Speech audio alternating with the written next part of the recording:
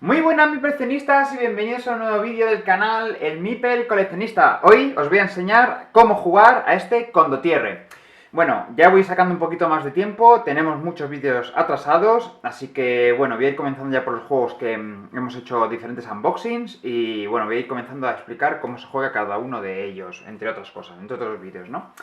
Así que bueno, ahora es un juego sencillo, así que quería traeros el cómo se juega, ya que hicimos la reseña y el unboxing hace ya tiempo. Así que pues nada, sí que es muy importante destacar de este Condottiere que tenemos un Condottiere antiguo, que una primera y segunda edición, creo recordar, que era el antiguo Condottiere y que bueno, y que era las reglas, digamos, de la versión clásica, ¿no? Es decir, las reglas clásicas de cómo se juega siempre a Condottiere o cómo se jugaba antes. Con esta tercera edición, bueno, disculpadme si esta es la segunda, no lo sé, pero con esta nueva edición se incorporan unas nuevas reglas, lo que llamaremos la versión moderna de Condottiere, o las reglas modernas. En este vídeo lo que os voy a explicar son las reglas modernas de Condottiere, es decir, con esta última edición que sacó Z-Man Games, en nuestro idioma también. Así que en otro vídeo explicaré las reglas clásicas de Condottiere. En el manual aparecen tanto las reglas para jugar con la versión moderna como con las reglas clásicas. Pero bueno, yo, por no liar un poco la madeja, voy a utilizar dos vídeos diferentes. Una para las reglas modernas, que va a ser este vídeo, y otro para las reglas clásicas.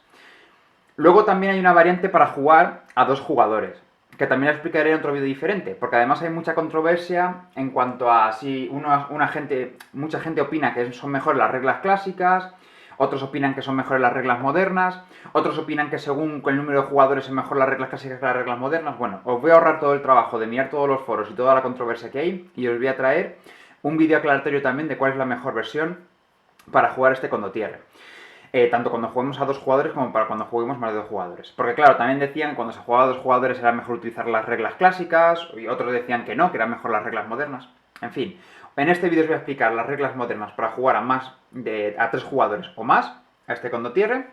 Y bueno, pues en otros vídeos iremos explicando las diferentes controversias, una aclaración de dudas, y bueno, y un poquito también veremos las reglas clásicas del juego y la variante a dos jugadores.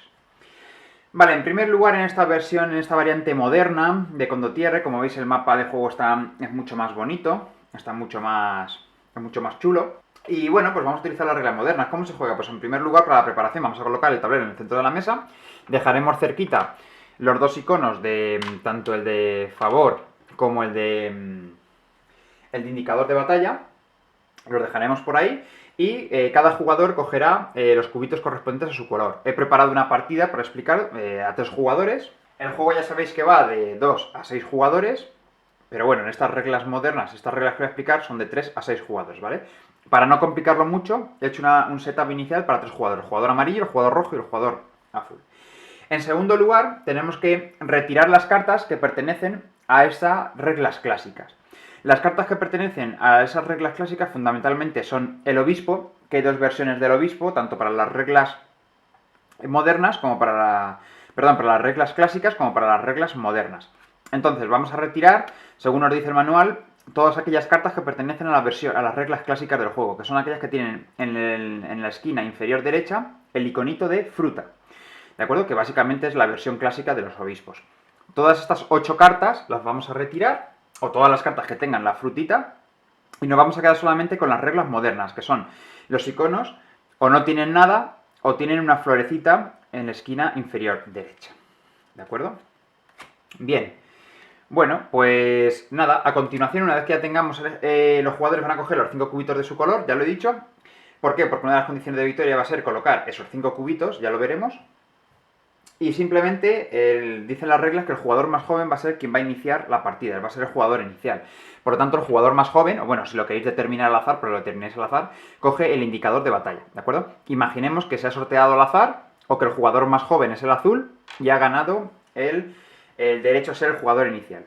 Este jugador inicial será el que inicie la primera batalla y el que además juegue en primer lugar en la primera batalla. Una vez ya tenemos preparada la partida, por cierto, nada, simplemente no lo he dicho, hay que retirar las 8 cartas que hay con la frutita de que son las reglas clásicas del mazo, todas las demás cartas barajarlas, ¿de acuerdo? Y nada, y dejar el mazo. Aquí he puesto solamente una pequeña representación de las cartas, pero creo que son 100 y pico cartas en el juego, ¿vale? Quitando las 8 que hemos retirado de las reglas clásicas. Por lo tanto, aquí tengo un mazo pequeñito, pero bueno, que sepáis que el mazo es más grande, ¿vale? Pero por simplificar un poquito el juego, no voy a meter todo el mazo aquí. A continuación vamos a repartir 10 cartas a cada jugador, ¿vale? Pues hacemos 3 montoncitos y le asignaremos a cada jugador su mazo de cartas, su mazo de 10 cartas. Estas cartas de ahora en adelante serán secretas para cada uno de los jugadores. El mazo restante lo dejaremos boca abajo al lado del tablero de juego. Bueno, pues imaginemos que yo soy el jugador amarillo y yo conozco mis cartas, que son estas. Ya digo, al resto de jugadores no se le enseñan las cartas. Bien, Condottiere funciona de tal manera. Como veis, hay un mapa de lo que es prácticamente toda Italia, con las diferentes provincias. Lo que vamos a hacer en este juego es simplemente ir batallando por el control de cada una de esas provincias.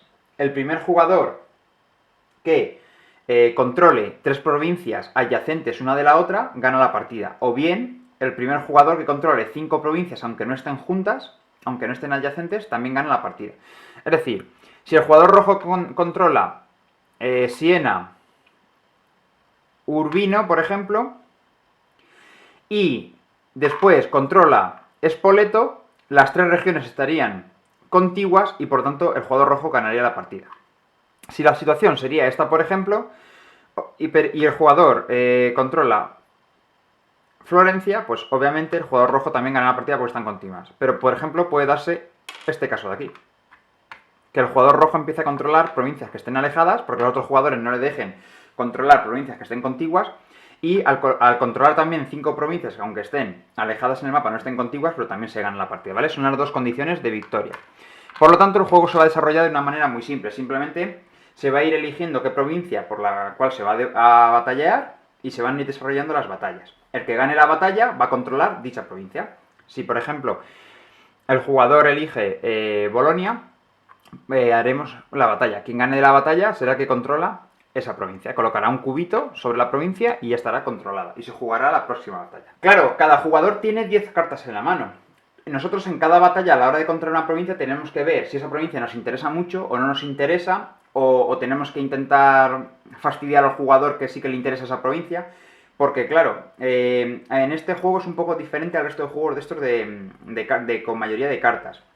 Porque yo, al finalizar cada batalla, no vamos a robar nuevas cartas del mazo, sino que yo empezamos cada jugador con 10 cartas, y en función de cómo juguemos dichas cartas, vamos a poder robar después todos los jugadores o no. Entonces, claro, es importante saber y tener decisión o decidir bien cuánta cantidad de cartas voy a jugar de mi mano, porque para la siguiente batalla voy a tener en la mano las cartas que no haya utilizado en la batalla anterior.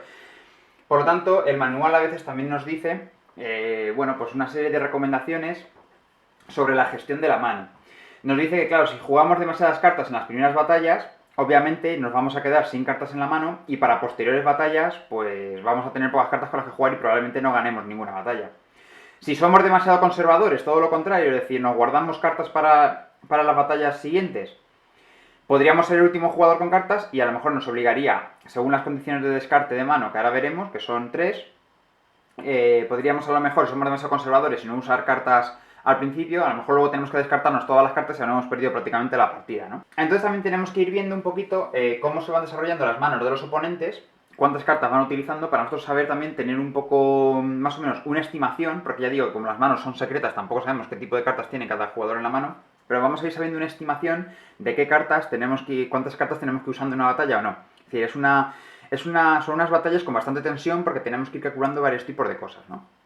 Bien, ¿cómo se desarrollan las batallas? Vale, en primer lugar lo que tenemos que hacer es iniciar la primera batalla de la partida, ¿no? El jugador que es inicial, es decir, el que tiene el indicador de batalla, es el jugador que va a decidir qué provincia se va a disputar en primer lugar.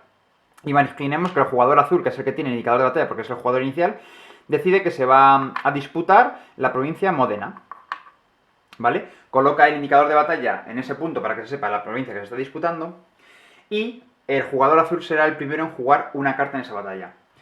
En cada turno, cada jugador o juega una carta o pasará. Si pasas, como en muchos otros juegos de mesa, ya no puedes jugar más cartas en esta batalla. Pero sin embargo, aunque tú pases a lo mejor en las primeras rondas, incluso puedes llegar a ser el ganador de la batalla, aunque incluso luego los jugadores se queden 2 turnos más poniendo cartas, ¿no? Todo va a depender de la fuerza que tenga tu línea de batalla. Como decía, el jugador inicial indica que Modena va a ser la primera provincia en disputarse, y el jugador azul, al ser jugador inicial, inicia la primera ronda de la batalla. Será el primero en jugar una carta. El jugador azul mira su mano de cartas y tenemos fundamentalmente 2 tipos de cartas. El primer tipo de cartas son los mercenarios, que están representados en la esquina superior izquierda con un escudo y un valor. Ese es el valor de batalla que tienen las cartas de mercenario. ¿De acuerdo? Por ejemplo, esta imagen tiene una fuerza de mercenario de 5. El cañón tiene una fuerza de mercenario de 10. Esta, por ejemplo, tiene una fuerza de mercenario de 3.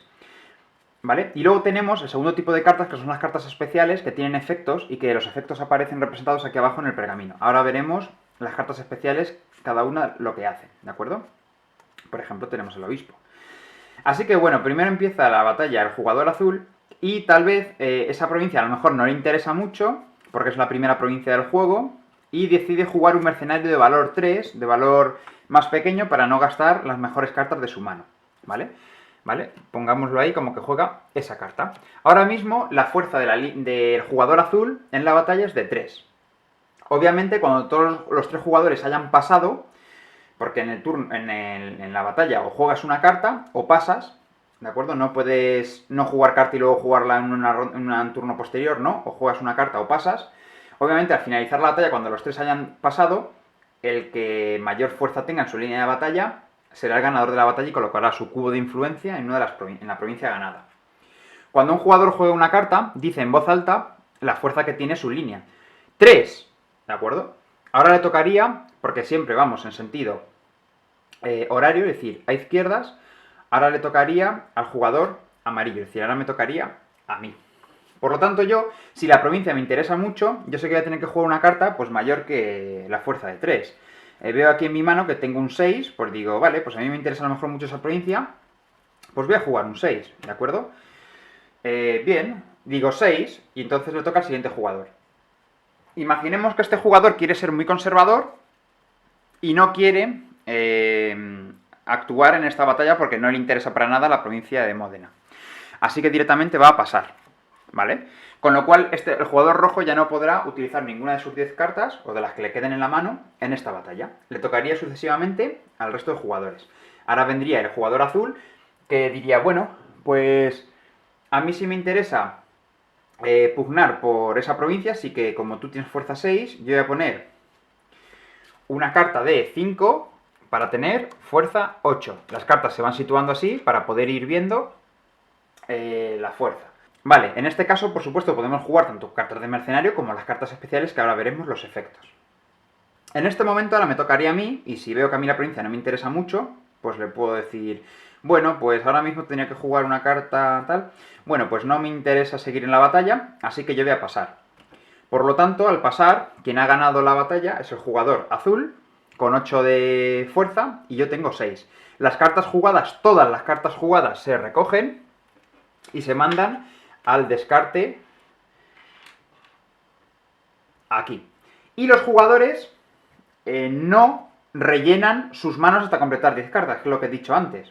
Los jugadores tendrán que seguir jugando en la batalla hasta que se cumpla una de estas condiciones de reinicio del mazo, o reinicio de la mano. ¿De acuerdo? Ahora mismo ya jugaríamos, pues el jugador azul tiene 2 cartas menos, yo tengo una menos, el jugador azul juega con 8 cartas en la siguiente batalla, yo juego con 9 cartas, y el jugador rojo, que ha sido más conservador, va a jugar con 10 cartas. Ya digo, hay que encontrar un equilibrio entre ser temerario y ser conservador. Según vas viendo que los compañeros, los otros jugadores van jugando cartas, pues tú vas siendo más conservador o más temerario, ¿no? También un poco de cómo te interesan las provincias.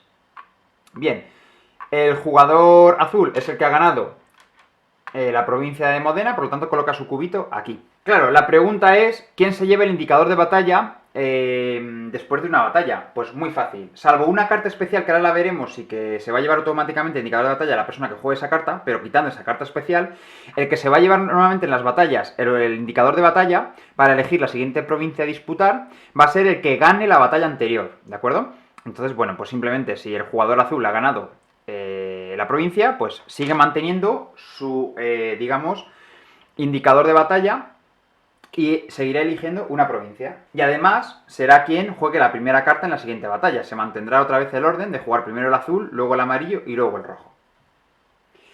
Si se produce un empate en cuanto a la fuerza más alta que se ha obtenido en la batalla, nadie gana la batalla y no se coloca ningún indicador de control. Es decir, no se coloca ningún cubito y simplemente se decide al azar cuál de los jugadores empatados coge el indicador de batalla. Imaginemos que en una batalla hemos quedado de fuerza 8 y 8, tanto el jugador amarillo como el jugador rojo, y el jugador azul ha obtenido en su línea de batalla 6 de fuerza. Por lo tanto, hemos quedado empatados el rojo y el amarillo. Hemos pasado todos. El azul ya sí que, por supuesto, no coge el indicador de batalla porque ha quedado con fuerza 6. Y el rojo y el amarillo, tanto el rojo como yo, que hemos obtenido 8 de fuerza y un empate, ninguno coloca ningún cubo de influencia y nos disputaremos al azar entre el rojo y el amarillo quién coge el indicador de batalla. Imaginemos que me toca a mí. Bien, ¿cuándo se van a producir las tres condiciones de limpieza y reinicio del mazo? Es decir, que vamos a descartar todos los jugadores las manos, vamos a barajar todo, incluso los descartes también con el mazo. Es decir, vamos a tener otra vez el mazo de 100 cartas o las que sean y nos vamos a repartir otra vez 10 cartas a cada jugador. Bien, pues siempre eso va a ocurrir siempre que se cumpla cualquiera de estas tres condiciones y siempre en orden. Si no tienes mercenarios en la mano, es decir, si no te quedan cartas de mercenarios, es decir, que no sean las cartas especiales, sino de mercenarios, puedes elegir descartar toda tu mano restante, empezando por el jugador que tenga el indicador de batalla. Todos los jugadores se turnan siguiendo el sentido de las agujas del reloj para tomar esta decisión.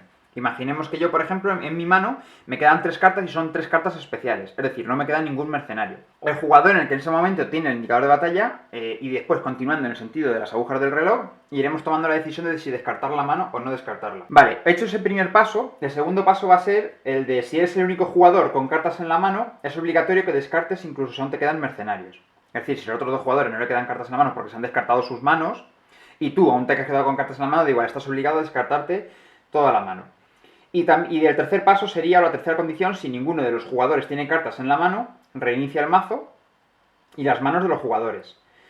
Claro, obviamente, si dos se han quedado sin cartas y tú tienes cartas, aunque sean de mercenarios, te estás obligado a descartar tu mano también. Al no tener ningún jugador cartas en la mano, obviamente hay que mezclarlo todo en el nuevo mazo, barajarlo todo y repartir otras 10 cartas a cada jugador. Además, en ese reinicio del mazo, aparte de las 10 cartas que le van a tocar a cada jugador, le vamos a dar una carta de bonificación, es decir, una carta adicional del mazo, por cada región que controle. Si este era el aspecto antes de reiniciar el mazo, el jugador amarillo se llevará 10 cartas, el jugador rojo 10 cartas, pero el jugador azul, al tener una provincia controlada, recibirá 11 cartas de ese nuevo mazo. ¿De acuerdo? Ese es como se actuaría con el reinicio del mazo. Vale, mis perfeccionistas, pues llegados a este punto, seguimos. Después de resolver todos estos pasos, y si ver si hay que reiniciar el mazo o no, el jugador con el indicador de batalla inicia la siguiente batalla, ¿de acuerdo? Vamos a ver quién ha ganado la anterior provincia. Ahora vamos a ver lo que nos queda, que son las cartas especiales. Las cartas especiales se van a jugar de la misma forma que los mercenarios, ¿vale? Imaginemos que, bueno, esto fue la anterior batalla, imaginemos que ahora soy yo, y yo decido disputarme Bolonia, obviamente, para intentar ganarle al jugador azul para quitar esa zona. Bueno, igual me interesa Napoli. Eso ya depende de la estrategia de cada jugador, ¿de acuerdo? Si vemos que el jugador azul tiene pocas cartas en la mano y es débil, nos podemos aliar los demás, una cierta alianza, para un poco fastidiarle el que luego pueda seguir cogiendo provincias contiguas a donde está, adyacentes, ¿vale? Entonces, bueno, yo ahora empezaría a jugar porque he sido yo quien tenía el indicador de batalla. Imaginemos que juego un 3, ¿vale? Ahora le tocaría al jugador rojo, que jugaría, por ejemplo, esa provincia, imaginemos que le gusta mucho, y dice, pues yo voy a jugar un 5, ¿de acuerdo? Y a continuación le toca al jugador azul, que obviamente le interesa muchísimo, y ha decidido jugar un 10. Vale, así sucesivamente nos iríamos turnando para ir jugando cartas o pasando, y vamos a ver a continuación las cartas especiales que tenemos en este juego. Bien, para las cartas especiales he creado yo otro macito aquí accesorio para enseñarlas, ¿no? Estas son todas las cartas especiales que nos pueden salir. Vamos a irlas explicando una por una. Vale, el obispo. Si yo juego el obispo, obviamente la fuerza de mi línea de batalla sigue siendo 3, pero llevo a cabo la acción especial del obispo, ¿de acuerdo? A ver, esto lo separamos un poquito. Eso es el mazo, el descarte, después de cada batalla. Y esto es mi línea de fuerza, o mi línea de combate. Yo sigo teniendo fuerza 3, pero resuelvo automáticamente el efecto especial del obispo. Dice que cuando el juego es un obispo, el efecto especial que se produce es que hay que comprobar qué mercenario tiene el mayor número, el mayor valor de fuerza entre todas las filas de los jugadores. Descarta todas las copias de esa carta de las filas de todos los jugadores. Es decir, que voy a mirar, esto para no confundirnos lo voy a poner aquí, ¿de acuerdo? Voy a mirar entre todos los mazos, entre todas las líneas de batalla de los jugadores y el mercenario con mayor valor lo vamos a retirar de todos los jugadores.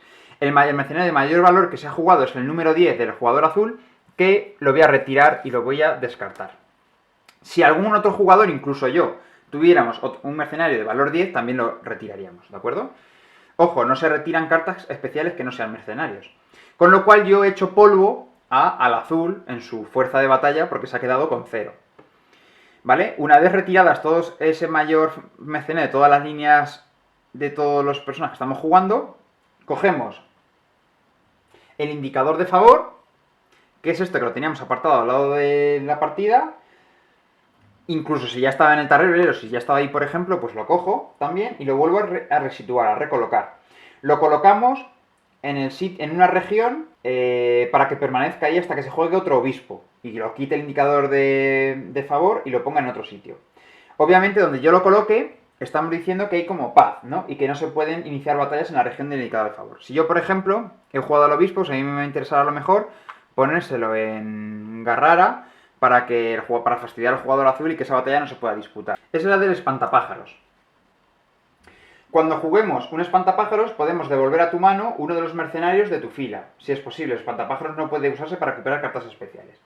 Claro, ¿qué significa esto? Imaginemos que ya han pasado los otros dos jugadores y veo que gano claramente por una fuerza de 5. Bueno, imaginemos que gano con una diferencia de 6 de fuerza. Pues si tengo algún mercenario de 5 que me lo quiero recuperar a la mano para poder jugarlo en batallas posteriores, pues juego los espantapájaros y obviamente recupero pues una de esas cartas de mercenario que yo quiera, ¿vale? Me llevaría, por ejemplo, cualquier mercenario que yo quiera, siempre y cuando pues siga ganando la batalla, claro, que es lo que a mí me interesa, ¿de acuerdo? Seguidamente tenemos al traidor.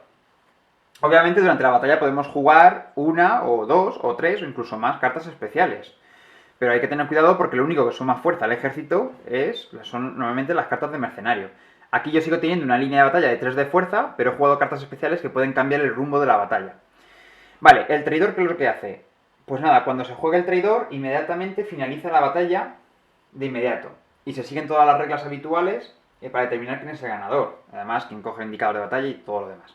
Imaginemos que sé que esta batalla a mí me quedan muy pocas cartas en la mano y que la voy a perder casi seguro, pero en la primera ronda de juego la carta de más alto valor, los jugadores demás ven que yo tengo pocas cartas en la mano y ellos se van a preparar para ganarme, obviamente, y seguramente, pero si yo juego el traidor en este momento, la batalla se acaba en el primer turno, en el turno en el que yo juego el traidor, y que por lo tanto puedo dar un golpe, aunque los demás jugadores tengan más cartas, pero yo he conseguido, pues, en una primera ronda ganar ya el control de esa región, o de esa provincia. Ahora llegamos al invierno. Cuando se juegue una carta especial de estación, que puede ser la carta de invierno o la carta de primavera, las veremos. Como vemos aquí en el tablero de juego hay un espacio habilitado para poner tanto la carta de estación de invierno como la carta de estación de primavera. La pondríamos aquí, independientemente del jugador que la juegue, se pondría aquí y se actuaría con su efecto. Lo que hace es que mientras el invierno esté en juego, cada mercenario de las filas de todos los jugadores tiene un valor de 1. Es decir, que no importa los mercenarios que tenga la fuerza de los mercenarios que tengan los jugadores, porque cada mercenario va a tener un valor de 1 solamente. Obviamente, si este jugador rojo tiene 3 mercenarios, va a tener 3 de valor. Si el jugador azul tenía solo 2 mercenarios, va a tener 2 de valor. Y yo, que tengo solamente un mercenario, pues tengo 1 de valor. Ganará el que más mercenarios tenga. Esto es el crudo invierno. Bien, si yo juego otra estación diferente, por ejemplo, juego ahora una primavera, yo reemplazaría esta carta, me la llevaría al descarte y pondría la primavera, y para esta batalla los efectos de la primavera serán los que entren en vigor. Pero mientras esté esta carta aquí, para esta batalla, en lo que dure, se aplicarán los efectos del invierno. Obviamente, cuando termina la batalla y se resuelve la batalla, la carta que hay aquí, sea primavera o sea invierno, se descarta para empezar con esto libre la siguiente batalla. Bien, vamos a ver lo que hace la primavera. Cuando la primavera está en juego, se ve de todas las filas de batalla de todos los jugadores, se ve la carta de mercenario que tiene el mayor valor y se le suma un +3, ¿vale? Para todas las copias de esa carta de las filas de todos los jugadores. En esta situación, en la que yo tengo un 3, el jugador rojo tiene un 5 y el jugador azul, por ejemplo, ha jugado un 10, por ejemplo, en este caso, ahora mismo el jugador azul tendría una fuerza en su línea de batalla de 13, el jugador rojo se quedaría con 5 y el jugador amarillo se quedaría con 3. Porque realmente solamente al jugador que tenga la mayor carta del juego, ese mercenario es el que suma más 3 en todas las líneas de batalla. El mercenario más fuerte ahora mismo en juego es el 10, así que ese mercenario suma un más 3. Ya digo, las cartas de tanto invierno como primavera solamente duran en la batalla que se está usando, después se van al descarte. Y si alguien ha jugado a la primavera y ahora llego yo en mi mano y juego el invierno, pues se sustituye una estación por otra, ¿de acuerdo? El tambor. Cuando se juega el tambor, duplicas por 2 la fuerza de toda tu línea de batalla. Ahora mismo, que solamente tengo un 3 de fuerza, pues duplicaría el valor de cada mercenario de tu fila. Por ejemplo, esto sería 3 por 2, ¿vale? Con lo cual tendría una fuerza de 6. Si, por ejemplo, yo tuviera esto, tendría 13 de fuerza, pero como duplica cada mercenario de los que yo tenga en mi línea de batalla, sería 3 por 2, 6, 10 por 2, 20, tendría un valor de fuerza de 26 en mi mano. ¿De acuerdo? Bien, pues si lo entendemos, pasamos. ¿Qué cartas especiales nos quedan? Bueno, nos quedan la espía, y la espía es una carta especial que sí que efectivamente nos da también 1 de valor a nuestra fuerza de ejército. ¿De acuerdo? Por lo tanto, yo ahora mismo tendría aquí un valor, imaginemos que el tambor no lo juego, tendría 3 más 10 más 1, tendría 14 de fuerza. Pero además la espía tiene una habilidad especial, y es la siguiente. Suma más 1 por cada espía que haya en tu fila, es decir, está claro, ¿no? Sumamos más 1, que es el valor de fuerza que me da. Además, al finalizar cada batalla, el jugador con más espías coge el indicador de batalla, en lugar de hacerlo el jugador que ganó la batalla. Si yo he jugado una espía, el jugador rojo ha jugado 2 espías y el jugador azul ha jugado una espía, independientemente de quien gane la batalla y coloque su cubito de control en la batalla, el jugador que haya jugado más espías, incluso si otros dos jugadores no han jugado ninguna y uno ha jugado solo una, pues el jugador que ha jugado más espías se lleva el indicador de batalla, digamos, como el jugador inicial para él. ¿De acuerdo? Tanto va a seleccionar la batalla que se va a disputar en la provincia que se va a disputar en la próxima batalla, como que va a iniciar la primera carta de la batalla. Y por último, nos queda la carta de la heroína. La carta de la heroína también nos da un más 10 de fuerza, por lo tanto, si yo juego la carta de heroína, ahora mismo tendré una línea de batalla de 3, más 10, 13, más 1, 14, más 10, 24. ¿De acuerdo? Ya, simplemente solo nos da eso, más 10. Es una carta especial que nos da una potencia muy fuerte, igual que el mercenario de 10. Ojo, si yo utilizo cartas especiales que me cambien los valores de los mercenarios solamente son los que tienen el escudo. No son mercenarios ni la espía ni la heroína, aunque tengan valores que se sumen a la fuerza de nuestro ejército. No son cartas de mercenarios, son cartas especiales, por lo tanto, veis que tienen el pergamino aquí debajo con su efecto.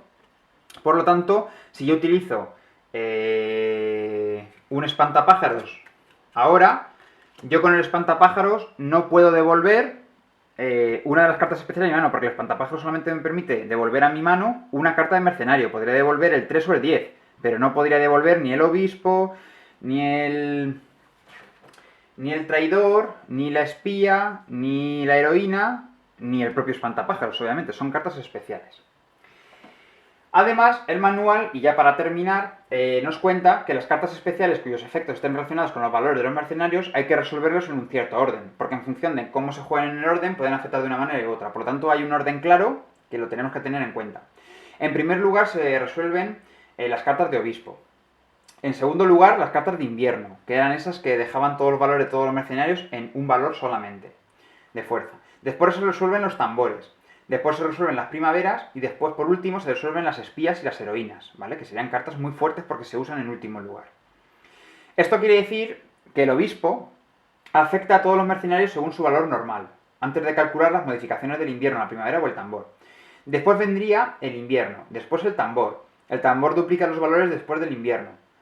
Cada mercenario tendrá, por tanto, un valor de 2 en lugar de 1, porque si hemos jugado en invierno, por ejemplo, todos los mercenarios tienen valor de 1, pero después, al duplicar con el tambor, como todos tienen valor de 1, pues todos tendrían valor de 2. 1 por 2, 2. Sin embargo, el tambor se resuelve antes de la primavera. ¿De acuerdo? Es decir, que el aumento de 3 no se va a duplicar. La heroína y la espía no son mercenarias, por lo que sus valores se ven afectados por el obispo, el invierno, el tambor o la primavera. Es decir, o siempre dan 1 o siempre dan 10. Por lo tanto, siempre se aplica en último lugar para evitar confusiones. Repito el orden. Primero obispos, luego invierno, luego tambor, luego primavera y luego espía y heroína. Es raro que se sucedan estas cartas en una misma batalla todas a la vez, pero en el caso en el que lo hicieran hay que resolver los valores de fuerza de los ejércitos siempre por este orden, ¿de acuerdo? Obispo, invierno, tambor, primavera y espía y heroína. ¿De acuerdo? Bien, pues creo que no se me queda nada en el tintero. Ya hemos dicho que gana el jugador que tenga 3 regiones adyacentes o un total de 5 regiones en cualquier parte del tablero. Hay que tener cuidado porque hay por ahí otras reglas caseras y las reglas de la versión clásica también que decían que si 6 en cualquier sitio o 4 adyacentes. Bueno, las reglas que aparecen aquí son 3 regiones adyacentes o un total de 5 regiones en cualquier parte del tablero. Por eso vienen 5 cubitos como máximo para cada jugador. Y ojo, cuidado con el reglamento, que hay una rata que pone 6 cubitos, que cada jugador coge 6 cubitos de su color. No, son 5. Porque si coloca los 5 cubitos, sea donde sean en el tablero, también ganas la partida. ¿Vale? Es un juego muy entretenidito, que tienes que tener en cuenta muchas cosas. Bueno, tenéis la reseña en el canal para cuando la queréis ver. Es también un poquito de introducción a estos juegos, un poco también de Wargames, por la temática un poco de pugnar por el territorio, también un poco porque al final son mayorías, porque al final es por quien tenga la mayor fuerza en el ejército, aunque sea con cartas, no con cubitos, pero bueno, es una forma diferente, pero bueno, es un poquito una introducción, es un filler con poquitas reglas, que da mucho juego, sobre todo cuando somos 4, 5, 6 personas, porque está muy interesante. A 3 también va bien. Y a 2, bueno, hay unos cambios en las reglas que veremos en próximos vídeos. También os quiero traer la variante en solitario de este juego, ¿de acuerdo? Así que pues nada, mis coleccionistas, nos vemos en próximos vídeos. ¡Hasta pronto!